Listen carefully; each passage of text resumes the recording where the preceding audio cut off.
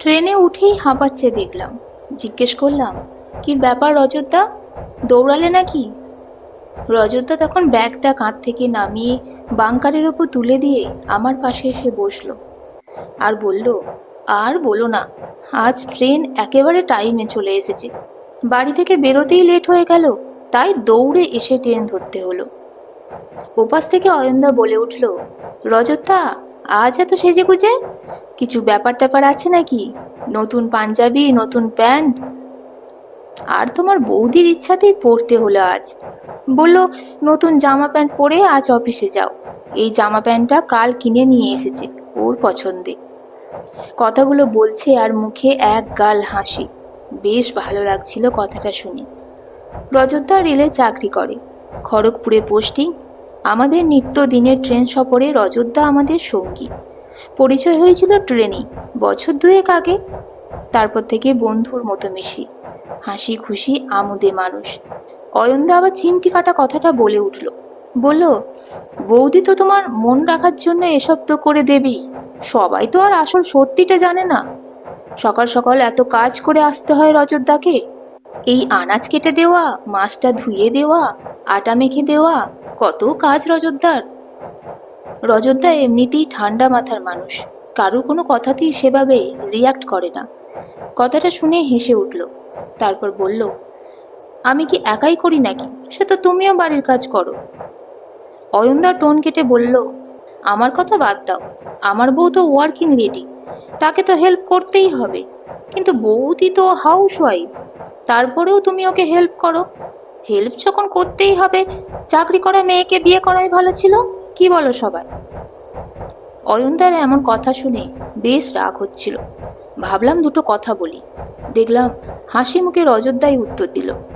রজতদা বলল, বুঝলে, তোমার সাথে আমার একটু তফাৎ আছে। তুমি আসলে হেল্প করো, আমি কিন্তু হেল্প করি না। আমি নিজের কাজ মনে করি নিজের কাজটা করি। সংসার তো ওর একার নয়, আমারও। আমার ছেলে মানে ওর ছেলে। ছেলেকে খাইয়ে দিই মাঝে মাঝে, স্কুলে যাবার জন্য আমিই তো রোজ সকালে রেডি করিয়ে দিই। তার মানে কি আমি হেল্প করছি? দুজনে যখন সংসার, তখন একে অপরকে হেল্প করাটা আমি বলতে পারি না। কারণ আমি মনে করি ওটাকে হেল্প নয়, ওটাকে নিজের দায়িত্ব। এই সামান্য বোধ থাকাটাই তো পুরুষ মানুষের দরকার। হাউসওয়াইফ মানে যে সে বেকার নয়, এই কথাটা বুঝতে হবে আগে।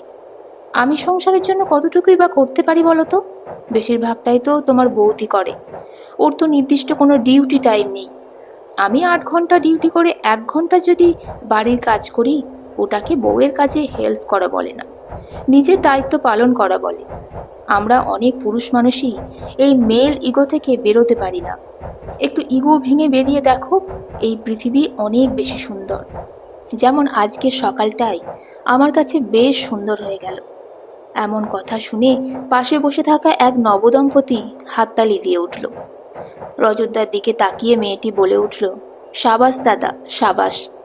আমরাও এই থিওরিতে বিশ্বাসী।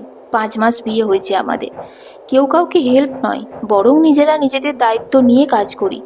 এভাবেই পাশে থাকতে হয়। আপনার এমন কথা শুনে আমাদের আজকের দিনটা অনেক ভালো হয়ে গেল। আপনাকে অনেক শুভেচ্ছা দাদা।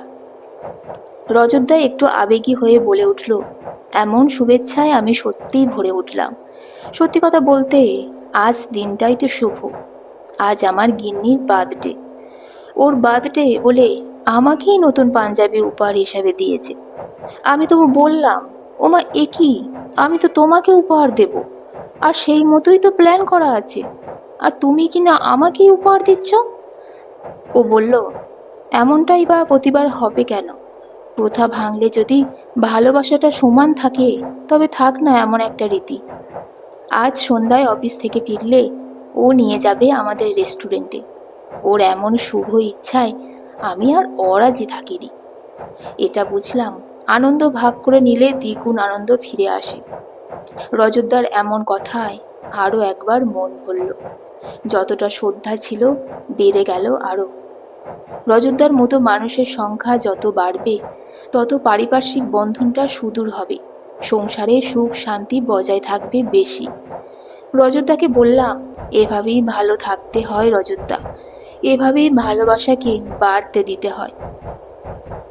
কলমে সরজিৎ ঘোষ, কণ্ঠে তৃপ্তি।